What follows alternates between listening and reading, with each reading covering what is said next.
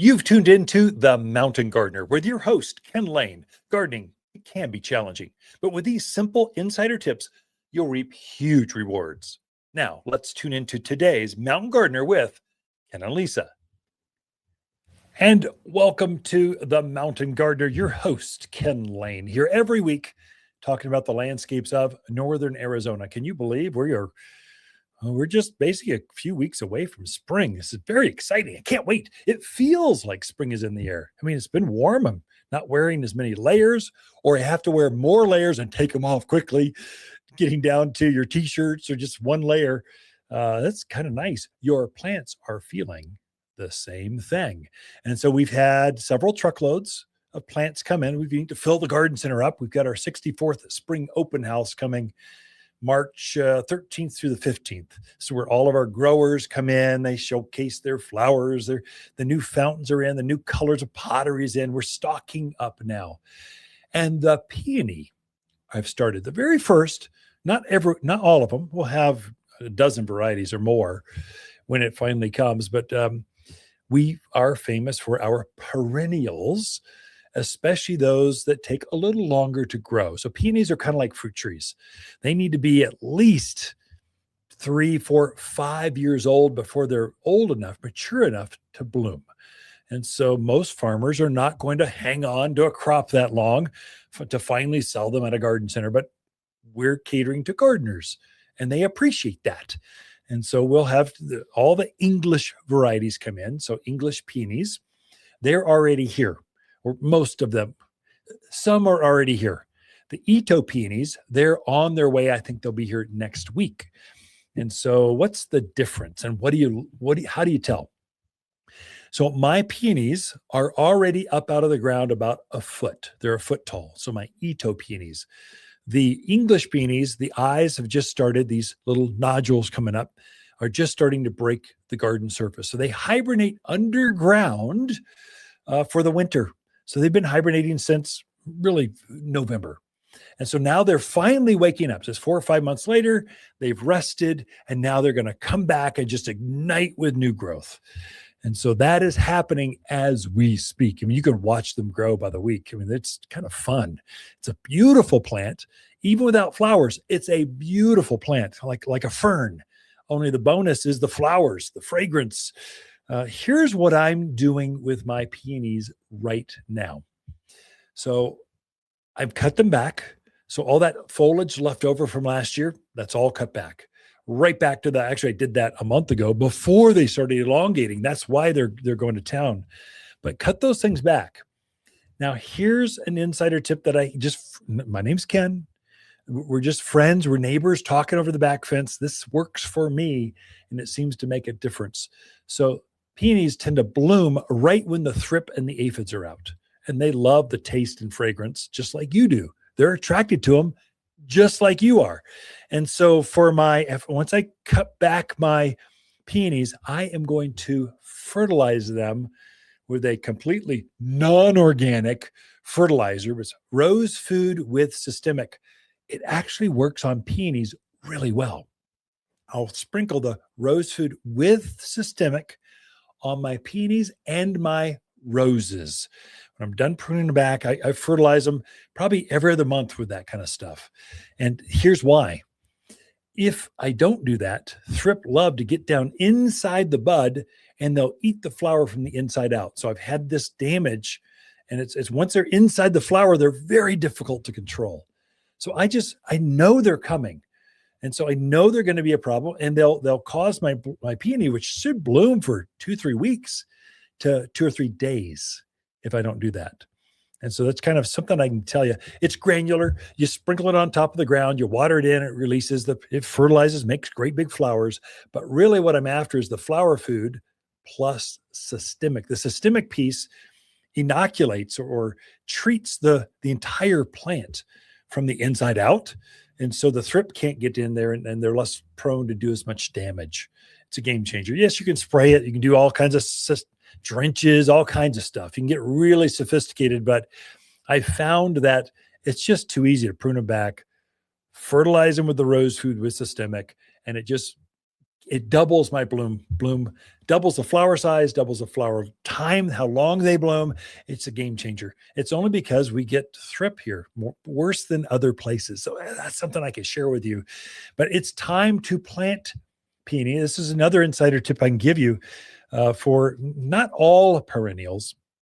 Some perennials, we have a large crop and there's rotations going through it. Peonies, we grow enough for the season, for the first part of the season, and then that's it. When they're out, they're out.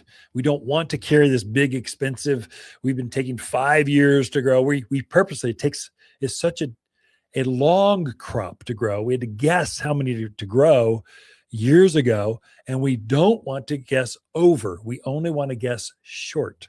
So we want to leave the markets short. So with that being said, know that and grab them while you can. Don't wait and think about and dig your hole and contemplate it. They'll be gone. I'm telling you, they'll be gone. The reason is they're a little more expensive and they take so much longer to grow. And so we don't want a whole bunch left over. Whereas echinacea, that's totally different. That crop grows, it takes about 2 years to grow an echinacea. It's a third the time of a peony. So we can guesstimate over echinaceas, gaillardias, coneflower. You can just go right down the line. Vinca is like a weed. It's just easy to keep it coming in. We don't mind having overages, but peonies are different. The other thing I can tell you is if you're new to, let's say, perennials. Let's say you're coming from Southern California, Phoenix, Palm Springs, these deserty, more tropical areas. Most perennials do like to hibernate underground. And so you kind of go, where was that thing? Then it starts popping back up. Because they're hiding underground so long, it's really easy to have them get overwatered, to get soggy. So it's really important to have drainage. You want a nice, loamy garden soil. That's what perennials really like, but especially the drought hardy ones. So peonies, they literally will grow. They will outlive you and I.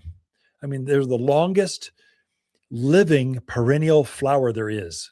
So they'll easily get 50 years out of them. I just talked to a gentleman.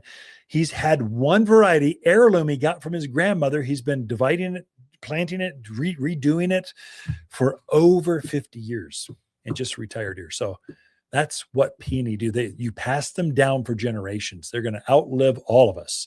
So that's a beauty as long as the soil drains. That's the secret. Peonies are generally a bigger plant. I don't know why I didn't mean to go this far deep into peonies, but they're here. So I'm thinking about it. And I was out enjoying my own garden. So what you get on the podcast or the radio show is top of mind.